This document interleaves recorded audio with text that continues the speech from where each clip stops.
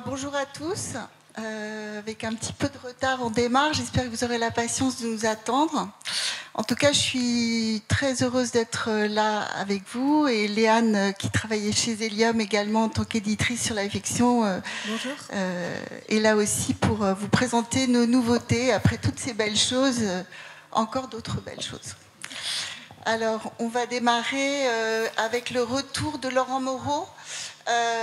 Laurent Moreau, il n'est pas vraiment de retour dans le sens où il a déjà fait 2 livres pour les petits récemment, mais c'est vrai qu'il n'avait pas fait d'album depuis Jouer dehors. Jouer dehors, c'était il y a 5 ans. Et là, il nous propose Le goût de la pluie et on va le voir en parler et on en reparle après.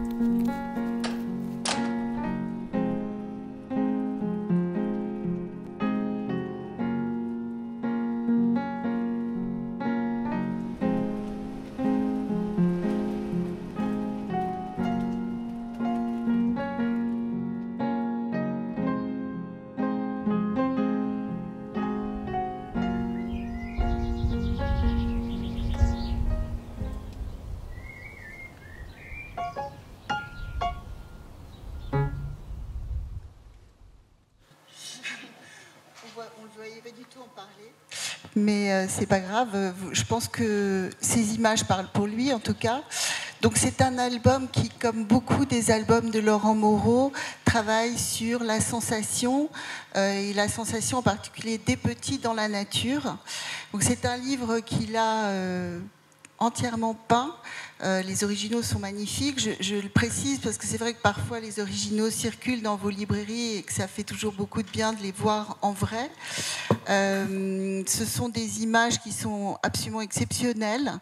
Elles sont composées vraiment comme des affiches et tout l'intérêt de ce livre, c'est de montrer cette relation entre l'enfant et les différents sentiments qu'il a sur la pluie. Alors à la fois le bonheur de le ressentir, la beauté du paysage aussi. Laurent insiste beaucoup sur la nécessité de faire que les enfants regardent le paysage, qu'ils prennent le temps. Et c'est vrai qu'on a des enfants qui sont très en mouvement en ce moment, qui sont avec leur tablette. Enfin, on les occupe alors qu'ils peuvent s'occuper tout seuls à regarder des choses et même s'ennuyer un peu. Ça fait toujours un peu de bien aussi à l'imagination. Voilà, et pour vous dire aussi que pour reproduire ces magnifiques images et ce sentiment que la pluie vient réveiller chez cet enfant, qui est bien content quand même de revenir chez lui, d'avoir et son père pour le sécher et sa maman pour lui apporter une tasse de chocolat bien chaud. Après toutes ces sensations qu'il ressent, l'odeur, le bruit, etc., et bien pour retranscrire tout ça, nous avons imprimé ce livre en 4 couleurs comme tous les albums, mais en y rajoutant 2 couleurs dans la quadrille. Et vous verrez, ce sont des couleurs absolument exceptionnelles. C'est d'une très grande beauté. Donc voilà, c'est la poésie de la pluie racontée par un auteur qui sait comment retranscrire les sentiments. Voilà. Alors ensuite, on va passer à un autre auteur. Alors c'est vrai que Laurent, c'est quelqu'un qui a démarré avec nous et qui a fait tous ses albums en tant qu'auteur chez Elium. Ici, c'est une nouvelle illustratrice. C'est une illustratrice néerlandaise. Vous savez qu'on aime bien ouvrir nos portes à d'autres auteurs. L'année dernière, c'était avec Un océan d'amour que vous aviez d'ailleurs très bien défendu. Ici, c'est un livre qui est inspiré des affiches pédagogiques. Vous vous rappelez de ces grandes affiches qu'on avait à l'école pour décrire les animaux notamment. Et là,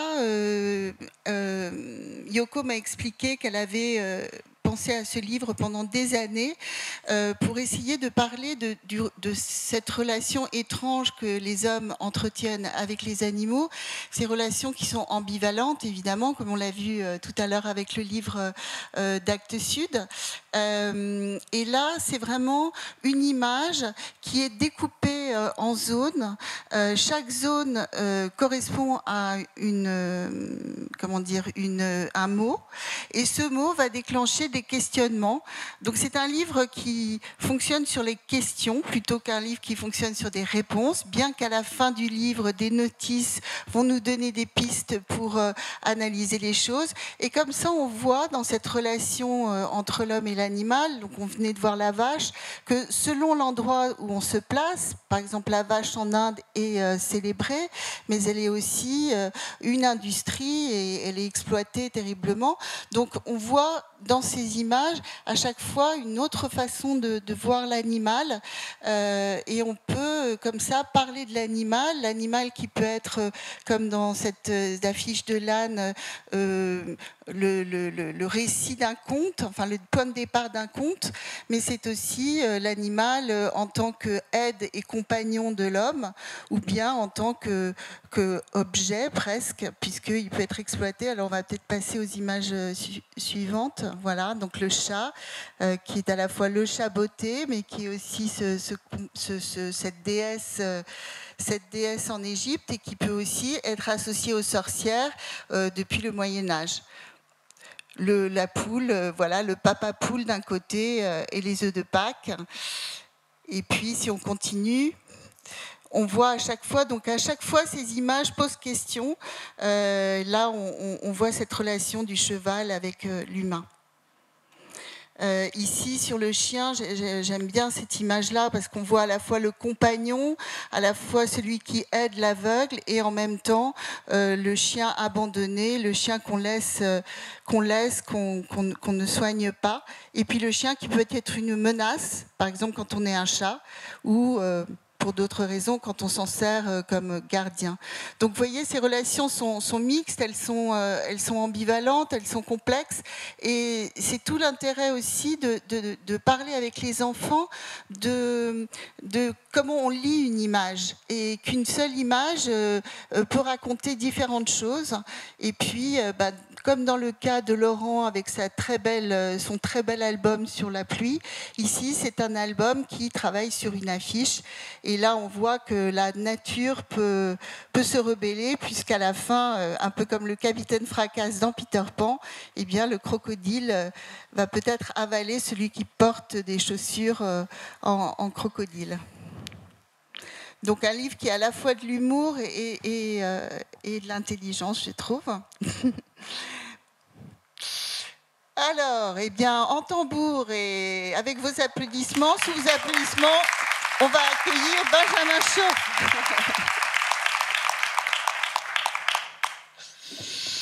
Bonsoir. Alors, moi, Benjamin, je sais que justement le temps presse. Donc, du point de vue de l'interview, je ne vais pas trop poser de questions.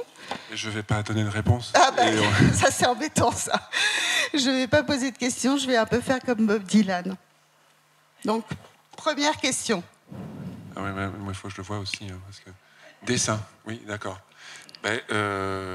Oui, d'accord, il faut que je réponde à dessin. Voilà, tu réponds à dessin, s'il te plaît. Je dessine tout le temps, toujours, depuis que je suis tout petit, et oui. C'est là que je suis bien. Oui. Moi, j'ai l'impression, j'avais entendu, c'était Blutch qui disait ça, que depuis qu'il a 4 ans jusqu'à maintenant, donc depuis 45 ans, il fait la même chose, dans la même position, tous les jours, avec les mêmes enjeux. Et d'ailleurs, on a publié un livre de toi où on te voit en train de dessiner à ta table. C'est ce livre-là. Voilà, exactement. Où on te voit dans toutes les positions en train de dessiner à tout moment de les saisons et selon ton humeur. Oui, c'est ça. Voilà, cette vie de dessinateur. Et à quel moment le dessin est passé par-dessus la couleur? Je veux dire par là que... C'est parce que la couleur n'est jamais venue, c'est tout. Non, je crois pas. Pas. Moi, la couleur, j'ai du mal, je me force. Et c'est pour ça qu'elle est minimaliste. Mais moi, je suis à l'aise avec le dessin, la narration. Voilà. Raconter une histoire avec un trait. Et il faut bien de la couleur, donc j'en mets. Et j'essaie d'en mettre le moins possible pour pas que ça fasse de la ratatouille, mais c'est pas quelque chose avec lequel je suis à l'aise. Bon, je suis pas sûre qu'on pense tout de suite à la ratatouille en pensant à J'essaye, toi. hein. On pense plutôt au... Personnage. Voilà, exactement. Alors là, c'est 2 nouveaux personnages, Top et Milo. Enfin, de nouveau, les 2 derniers que tu as fait, en tout cas chez nous, puisqu'il y a eu d'autres tentatives dans la bande dessinée également. Ouais. Mais bon, je te laisse parler des personnages. Comment tu les crées, à quel moment ils deviennent... Je les cherche et ça doit être une rencontre. Moi, je dessine beaucoup de brouillons, en fait. Hein. Moi, je passe la plupart de mon travail, c'est au café avec mon carnet de croquis. Et je dessine, je cherche, j'essaye. Et c'est en éliminant, en fait, que je choisis. Et c'est des rencontres, quoi. Au bout d'un moment, il y a quelque chose dans l'expression, dans le regard de Top et Mulot. Je crois que c'est de leur avoir rajouté des gros sourcils touffus qui a fait qu'ils ont eu une expression qui m'a plu. Et c'est une rencontre. Et après, je les connais. Et après, je sais comment ils bougent, comment ils réagissent. Et il y a aussi la magie de l'écriture d'Henri Meunier qui fait que tout de suite, ils sont vivants, ils sont là, ils sont drôles, ils sont émouvants. Alors, c'est vrai qu'on est là pour tout de suite en lisant, j'ai pas grand-chose à faire, en fait. Ouais, on est là pour ce Top et Mulot. C'est vrai que Top et Mulot, tu les as tout à fait dans ton crayon, puisque là, on en est au 7e titre. Ouais, là, c'était les tout premiers. Ouais. Alors là, c'était les tout premiers. Moi, c'est ça que j'aime bien, c'est de voir que même s'ils ont changé, c'est sûr, Mulot, là, ton premier Mulot, il n'était pas aussi longiligne. Oui, non, c'était... Voilà. Ouais. Non, mais il se caractérise au fil du temps. Et c'est vrai que ça change beaucoup. Là, il est question d'en faire un dessin animé. Et donc, je parle avec le réalisateur qui me dit, ouais, mais d'un album à l'autre, il change tellement. Et moi, je m'en rends pas compte. En effet, ils ont évolué. Et Mulot, il s'est allongé, affiné. Il a grandi. Top, oui, voilà, peut-être. Top, il est resté boulot. Et en plus, c'est une musaraigne. Mais ça, je m'en suis rendu compte plus tard. Ah oui, c'est ça. Bon, ça, on ne le dira pas aux enfants. On ne dira pas qu'on est complètement à côté de la plaque. Bah, ouais, mais en même temps, moi, je suis content d'avoir fait ce personnage-là. Et en fait, les taupes n'ont pas d'oreilles comme ça. Ils ont des grosses mains.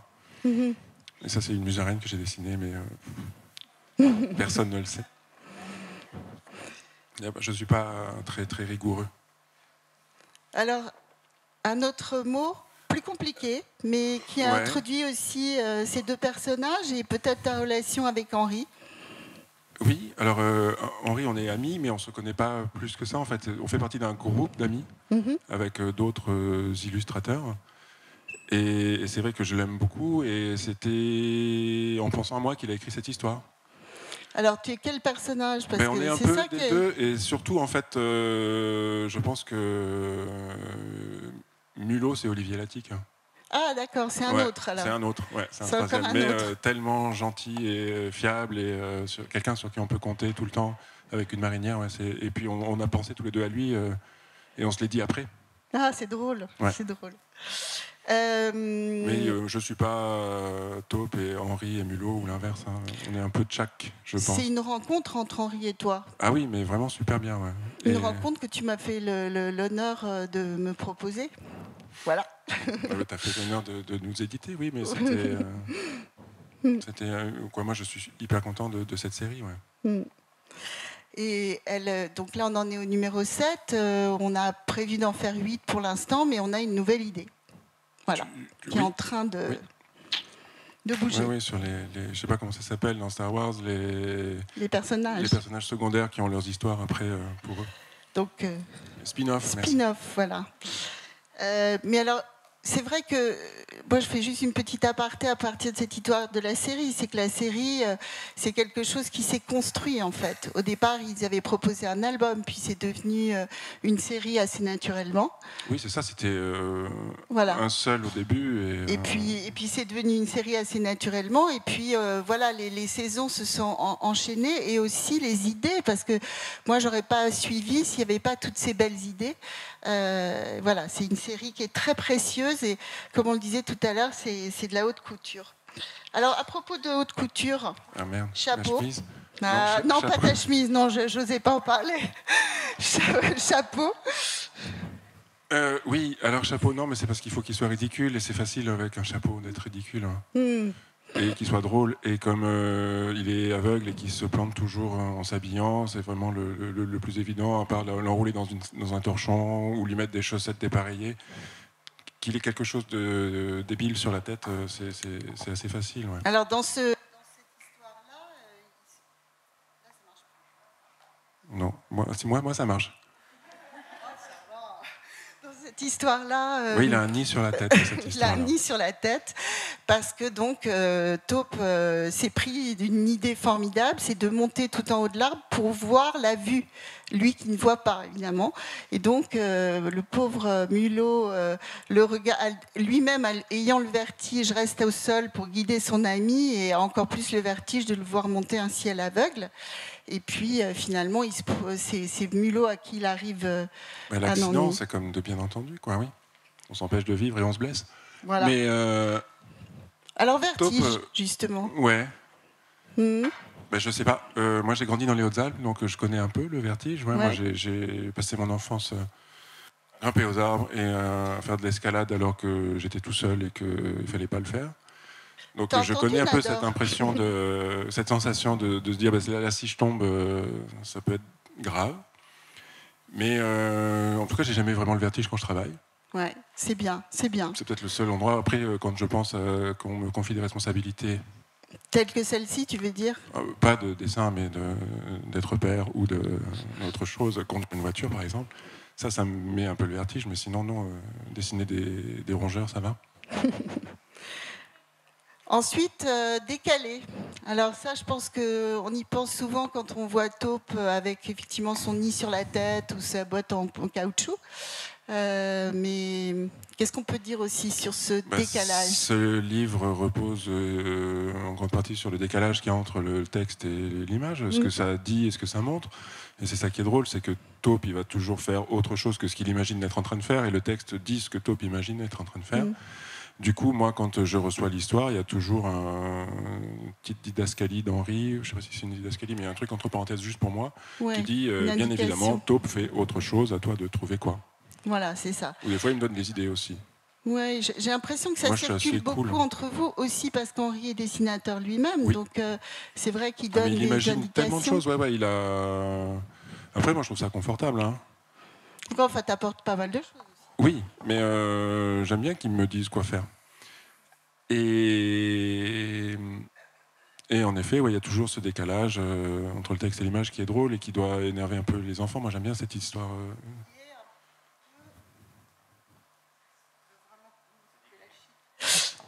C'est décalé. Qui est vraiment au cœur de cette série, parce que en fait, l'idée de cette série, c'était que le décalage amène les enfants à lire. C'était vraiment le passage entre l'album et le texte. Et ce décalage, ça permet aussi à l'enfant de voir qu'il y a des choses dans le texte qu'il ne saurait pas s'il regardait seulement l'image. Moi, ce que je fais quand je rencontre des classes de petits, que je les fais dessiner et illustrer, et ce qui est difficile de leur faire rentrer ça dans la tête, c'est que quand on écrit un texte, il ne faut pas dessiner le texte, et quand on fait un dessin, il ne faut pas raconter le dessin, que le texte ne doit pas raconter le dessin, parce que c'est ennuyeux. Mais c'est très dur d'y arriver. C'est très dur. De rapporter ce décalage qui fait que ça raconte, que c'est le texte joint au dessin qui fait l'histoire, et pas l'un, l'autre. Bah oui, il faut faire attention, quoi. Attention. Oui. Alors attention, c'est attention à pas tomber dans l'arbre, c'est sûr. Mais c'est aussi cette attention des personnages les uns pour les autres. C'est vraiment une série qui se caractérise par cette attention aux autres. Tout à fait. Tout à fait. Ouais, tu vois, tu t'es laissé entraîner maintenant. Oui, si tu poses des questions avec des réponses dedans, tu aurais dû t'en tenir au mot. Mais tout à fait. Je ne sais pas quoi rajouter. Oui, moi, ce que j'aime, c'est cette tendresse. C'est que toujours, Mulot, il va être tellement bon ami qu'il ne va jamais faire remarquer à Taupe qui fait n'importe quoi, qu'il a cassé des trucs, qu'il a renversé, qu'il lui a fait mal, qu'il va toujours trouver un moyen de contourner, d'arranger la chose. Bien sûr, mais ils sont tous choubidous, quoi, dans ce livre. Ils sont très choubidous, c'est vrai. Ils sont plein d'affection. Il n'y a pas de méchant, en fait, dans cette histoire. Voilà. Et puis la forêt. Mais la forêt, on en parlera la prochaine fois. Je pense que la prochaine fois, il y aura une forêt encore. Je sais pas pourquoi. J'avais prévu des réponses et tout sur forain, tout ça. Ah oui, tu avais prévu. Bon, d'accord. Ce sera pour la prochaine fois. Bon, écoutez, voilà. Donc, un nouvel épisode de Topi Mulot. Et vous savez que cette série fonctionne très, très bien pour nous. Ça fait des belles ventes, mais ça nous rend très fiers surtout. Parce que c'est vrai que c'était une nouvelle aventure, un nouvel format, beaucoup de choses nouvelles pour Hélium et aussi pour Benjamin et Henri. Voilà. Bon. Merci. Merci Benjamin.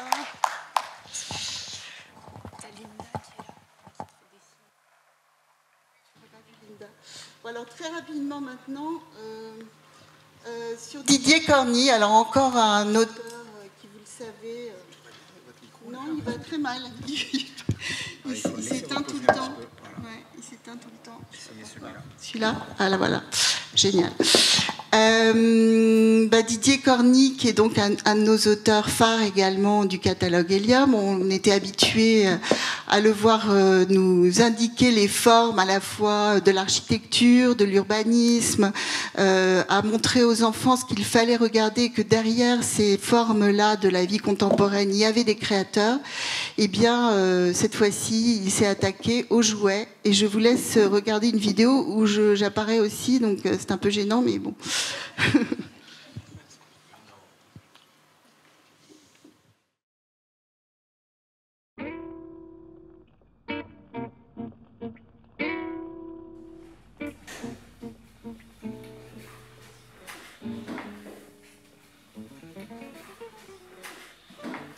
Après avoir produit des livres, je dirais, sur l'architecture, sur les ponts, sur la ville, Sophie Giraud, mon éditrice, m'a proposé de me pencher sur les jouets.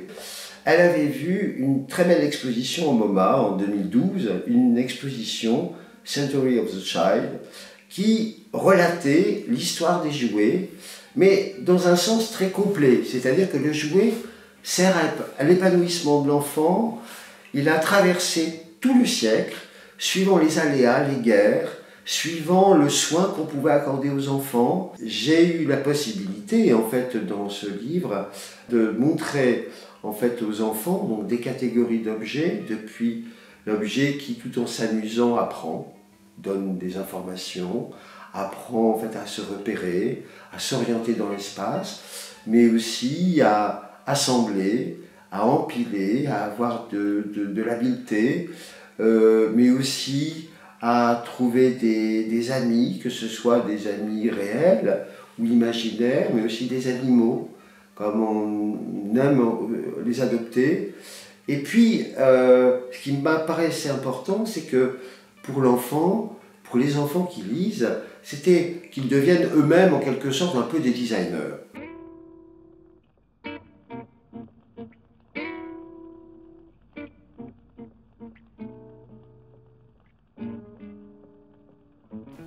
Alors pourquoi on a fait ce livre sur le jouet? C'est vrai que c'est un peu la boucle qui est bouclée avec ce livre, parce que nous on a toujours beaucoup travaillé autour du livre, qui est presque une entrée en jouant vers la lecture. C'est-à-dire qu'on s'est toujours beaucoup intéressé au lien entre le jeu et le livre chez Hélium. Et qui d'autre que Didier pouvait faire quelque chose autour du jouet contemporain? Didier est venu avec ses originaux. Puis petit à petit, graphiquement, j'ai trouvé un principe qui pouvait faire la liaison sur tout le livre pour donner vraiment un aspect boîte à jouets à ouvrir, de espèce de coffre à jouets à découvrir. Dans cette maquette, on voit tout de suite ces couleurs primaires, le jaune, le bleu, le rouge, qui en fait conditionnent toutes les couleurs de l'arc-en-ciel et qui sont les couleurs fétiches de la modernité. C'est vrai que les jouets ont constitué quelque chose d'extrêmement important pour les artistes de l'avant-garde, qui se considéraient un peu comme des enfants et qui ont fait des expériences plastiques, râlez pas crête, mais les plus belles possibles. C'est vrai que, en fait, comme le disait Baudelaire, en fait, le jouet, c'est la porte ouverte à l'art, c'est la porte ouverte qu'utilisent les enfants pour cela.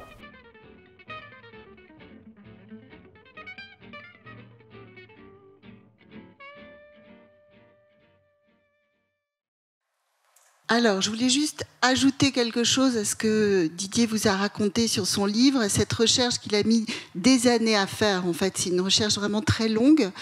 Non seulement il inventorie tous ces jeux, mais surtout à la fin, il fait expérimenter le design aux enfants, parce qu'il y a une dizaine de jouets à monter soi-même, des modèles qu'on peut adapter ensuite et qu'il a inventé spécialement pour les enfants.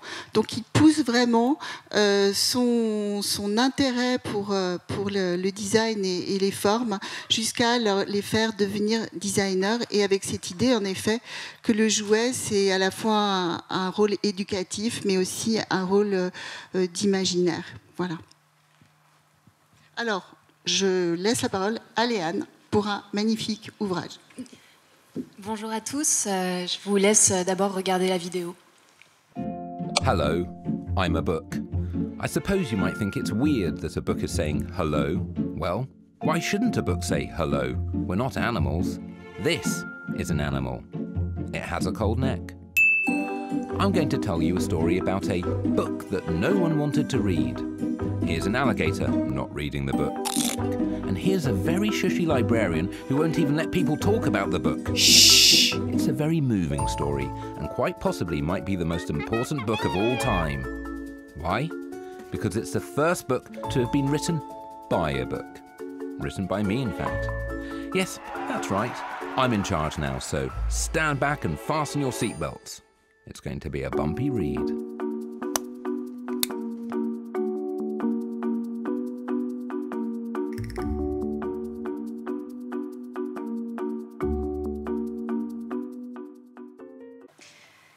Alors, je crois que vous l'aurez compris en regardant la vidéo, ce livre est absolument exceptionnel parce que c'est le tout premier livre écrit par un livre.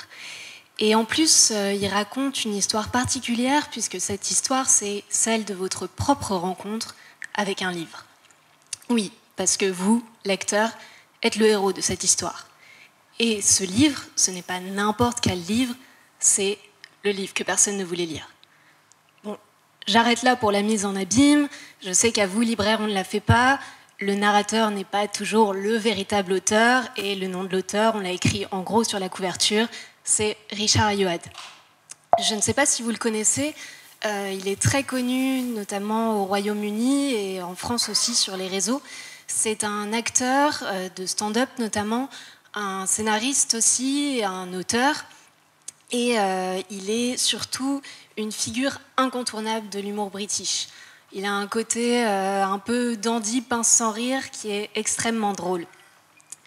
Et avec son légendaire sens de la répartie, dans ce livre-ci, il propose un dialogue entre un livre et un lecteur, ce qui lui permet d'aborder quantité de sujets truculents de la vie d'un livre, qui vont depuis l'étape de la création de l'histoire jusqu'à la terrifiante expérience de la mise au pilon, en passant par toutes les autres étapes qui sont sa vie en bibliothèque, le choix crucial et absolument déterminant pour un livre de la couverture. Voilà. Et cet échange permet de conduire le héros jusqu'au paroxysme de l'intrigue, c'est-à-dire le moment où il arrive enfin à ouvrir le livre que personne ne voulait lire, parce que c'est un livre terriblement timide qui est perché tout en haut d'une étagère au fond d'une sinistre bibliothèque. Et quand il arrive enfin à l'ouvrir, il se rend compte que ses pages sont blanches. Parce que maintenant que le lecteur a toutes les clés en main pour écrire une histoire, en fait, c'est à lui d'écrire l'histoire du livre que personne ne voulait lire. Alors, ce livre est porté, en plus de l'humour de Richard Ayoade, par l'illustratrice Thor Freeman, qui a des illustrations aussi loufoques qu'hilarantes, que vous pouvez voir en ce moment à l'écran.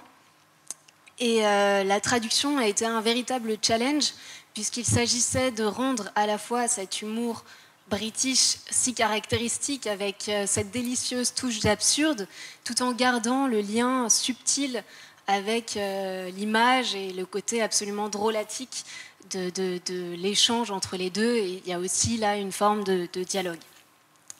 Et enfin, pour nous, le livre que personne ne voulait lire, c'est aussi une manière de dédramatiser la lecture en montrant aux lecteurs, ici de 9-12 ans à peu près, qui ont peur des livres, que réciproquement, de nombreux livres ont terriblement peur des lecteurs.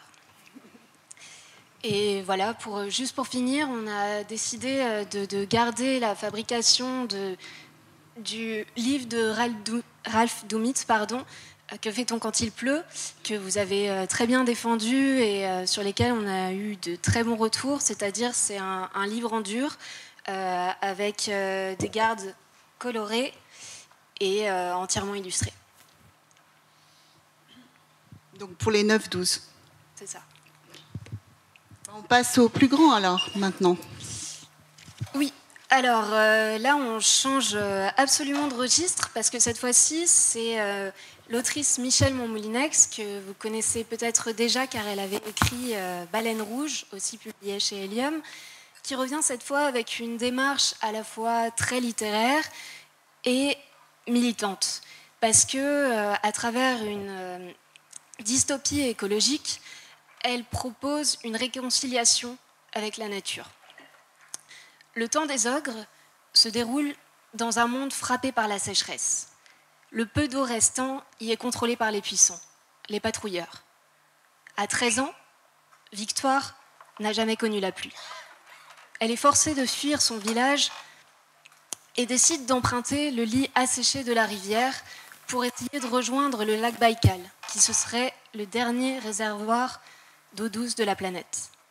Malheureusement, elle se trompe de direction et commence alors une longue route solitaire, initiatique, peuplée de rares rencontres, jusqu'à ce qu'enfin, à l'horizon, elle aperçoive un gigantesque cargo posé sur le sable. À son pied, elle voit des enfants et des adolescents, elle est soulagée car elle voit enfin là la fin de sa solitude, mais c'est de courte durée, parce qu'à ce moment surgissent du navire des hordes de marins aux yeux rouges qui cherchent à capturer les adolescents comme autant de proies. Et Victoire se fait capturer. Heureusement, à bord du navire, elle va faire de belles rencontres, puisqu'elle va nouer des liens avec deux autres adolescents, Pavel et Liuba, et que ce sera une amitié tellement puissante qu'elle va leur permettre d'avancer et surtout de survivre au gigantesque raz-de-marée qui va recouvrir d'eau la terre entière. Et ensemble, tous les trois, ils vont commencer une nouvelle vie, beaucoup plus joyeuse et libre, dans cet océan et au milieu des fabuleuses créatures qui le peuplent. Ce roman, aux allures d'épopée, est rythmé par de très nombreuses péripéties qui en font un roman haletant, est aussi un récit initiatique en ce qu'il permet à Victoire, Pavel et Liuba, les trois héros, de prendre conscience de la beauté du monde et de la richesse des espèces qui le peuplent et de la nécessité de préserver ce lien à la nature. L'univers est d'ailleurs porté par une narration très imagée. L'écriture de Michèle Montmoulinex est assez cinématographique et elle a une véritable voix de conteuse. Mais je vais laisser la lectrice vous lire un passage pour que vous puissiez par vous-même vous rendre compte de cette voix. Rebonjour.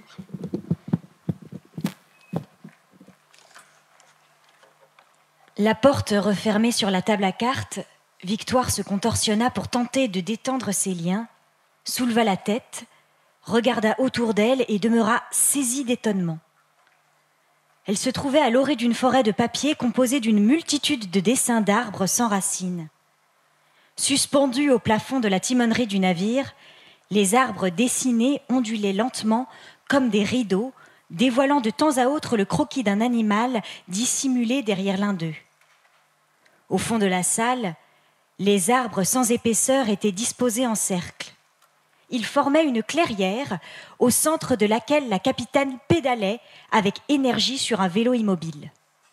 Elle pédalait devant un ordinateur allumé, alimenté en électricité par la force de ses mollets.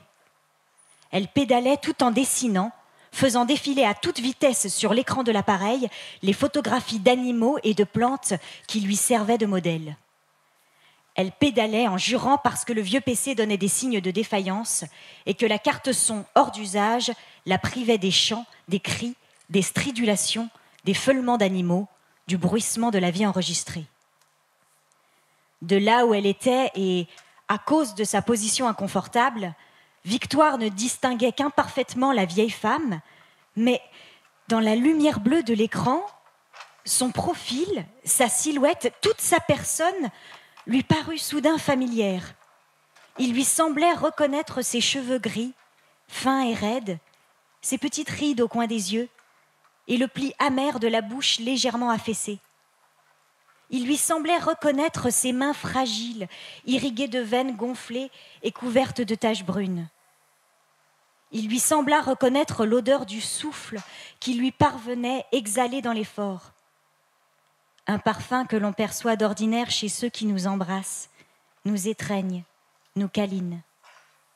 Les cheveux, les rides, la bouche, les mains, le parfum, tout lui évoquait Oma, sans aucun doute possible.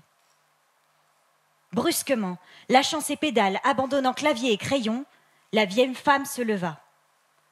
Auréolée de lumière bleuâtre, elle demeura un instant à distance de sa prisonnière avant de s'avancer vers la table, la carte, avant de l'examiner de plus près. Aussitôt, le visage tant aimé que Victoire avait cru reconnaître se décomposa. Les yeux de la capitaine étaient plus qu'hostiles, étranges, effrayants. Très écartés du nez, ils étaient percés de 2 larges pupilles horizontales qui augmentaient son champ de vision et lui permettaient presque de voir dans son dos sans tourner la tête. « Eh bien, voilà donc notre spécimen de stupide intelligence !» déclara-t-elle d'un ton rude, non moins inquiétant que ses yeux. « Mon Bosco prétend que tu connais l'alphabet ?»« Oui, madame, » répondit Victoire en s'efforçant d'affermir sa voix qui tremblait. « Que tu l'enseignes aux autres ? Oui, madame. Tu sais donc lire ? Oui, madame. Écrire ? Oui, madame. Réfléchir ? Oui, madame. Je devais donc sans attendre te donner en pâture hommes et matelots. Les enfants capables de réfléchir et d'apprendre doivent être dévorés sur le champ, m'entends-tu ? Car il faut empêcher le cerveau humain de reprendre le pouvoir. C'est un monstre, sais-tu ? Toutes les autres espèces vivantes ont été anéanties par sa faute. Quelle misère! Toutes celles qui ont couru, sauté, rampé, nagé, volé, toutes celles qui vivaient immobiles, disparues. Elle tapa du poing sur le bord de la table et ajouta « Bientôt, même leurs images enregistrées seront effacées. Car mon PC va s'éteindre définitivement lui aussi, vois-tu. Pas à cause d'une panne, ni d'un accident, mais parce que les hommes l'ont voulu. Ils l'ont fait exprès, sais-tu ? Oui, ils l'ont fait exprès. Ils ont semé la mort partout, même au cœur des objets sans vie. C'est pour la souvenance que je dessine, comprends-tu ? Je construis la souvenance. C'est une tâche gigantesque, épuisante. Je comprends bien, murmura Victoire d'une voix toute petite. Non, tu ne comprends pas, tu ne vois pas, tu ne sais rien, rugit la capitaine avec fureur. Puis, désignant du geste la forêt autour d'elle, elle ajouta « J'ai esquissé le portrait de centaines d'espèces d'arbres, de mammifères et d'oiseaux. Je n'ai pas eu le temps de les achever, ni dans la forme, ni dans la couleur. Le temps me presse de plus en plus. La souvenance exige de moi un travail sans repos et plus de force et d'énergie que je n'en possède. Personne ne peut m'aider à dresser la liste des millions d'espèces qui m'attendent encore. Mes marins sont tous analphabètes et Jeunesse, mon précieux, mon dévoué, marche depuis si longtemps à 4 pattes qu'il a totalement perdu la capacité d'écrire. » La capitaine se tut, avala sa salive et regarda Victoire en plein visage. Il y avait de la haine dans ses yeux. « J'ai donc décidé d'utiliser tes compétences. Tu prendras ma place devant l'ordinateur chaque nuit pour que je puisse me reposer. Chaque nuit, tu copieras les noms de toutes les espèces vivantes de A à Z sans en oublier aucune, m'entends-tu ? Et chaque matin, tu me feras à haute voix la lecture de ta liste manuscrite sans te tromper. Tant que tu écriras et que tu liras pour moi, ta vie sera sauve. » « Je ne pense pas y arriver si je reste ligotée comme ça, murmura Victoire. « Penser ? Je t'interdis de penser, explosa la capitaine. Lire les noms, en dresser la liste, c'est tout ce que tu as le droit de faire. Sur ces mots, elle sortit un couteau de sa poche et trancha les liens de sa prisonnière.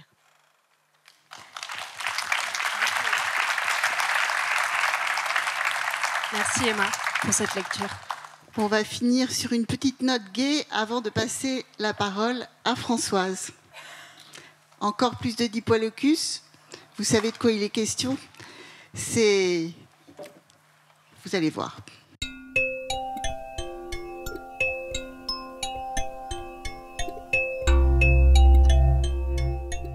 Alors moi je suis Victoria, je suis donc libraire au genre urbain de jeunesse entre autres.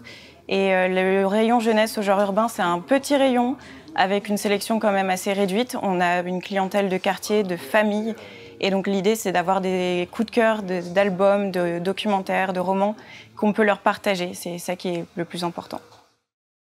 Là, je vais vous parler de la suite du Diplodocus. Donc le premier, comme ça vous êtes au courant. Et moi, j'avais beaucoup aimé cet album. Quand je suis arrivée ici, on en a vendu pas mal parce qu'en fait, c'est un album qui est surtout extrêmement drôle. Personnellement, je trouve que c'est autant drôle pour les enfants que pour les adultes. Rien que dire Diplodocus sans rigoler plusieurs fois en un conseil, c'est assez compliqué.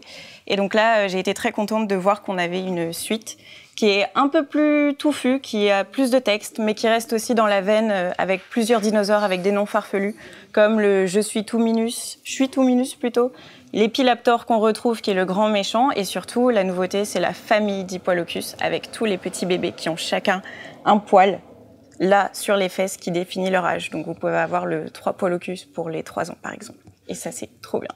Alors du coup on retrouve le personnage de la paléontologue Mireille Farfelous qui a eu le grand prix de la découverte de la Société scientifique excentrique, la SSE, pour la découverte du Diplodocus dans le premier tome.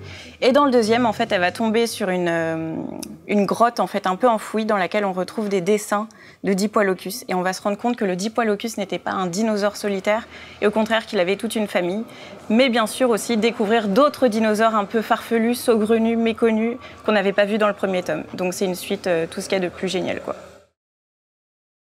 Au sommet des montagnes vivait le Nekikulosauros. Le malheureux essayait de se protéger des courants d'air, mais c'était impossible, surtout l'hiver. Gare à vous si vous passiez en dessous.